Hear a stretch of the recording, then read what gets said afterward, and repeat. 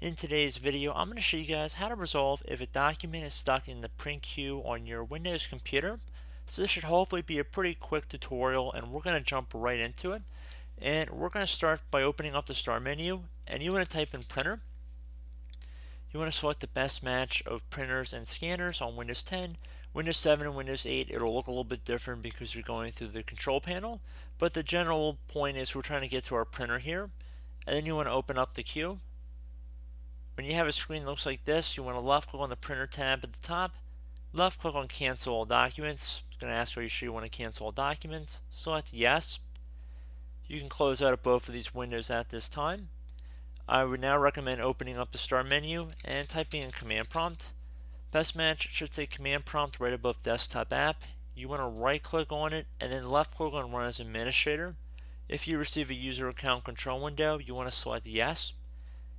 Now into the elevated command line window, you want to type in net, so net space stop, another space spooler. Note that spooler has two O's here. Then you want to hit enter.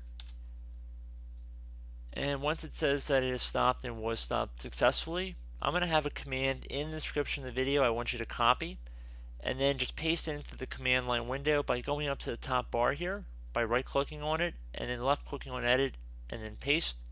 Once you have it pasted in, you want to hit enter. And now that you've done that, you can close out of the command prompt, open up the Start menu, type in services. Best match should say services right above desktop app. You want to left click on that. And now you want to go down to get to print spooler right here. Right click on it, left click on properties.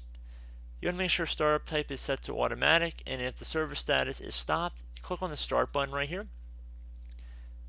Okay guys, click on OK. Close out of this window and any other open or active windows you have on your screen.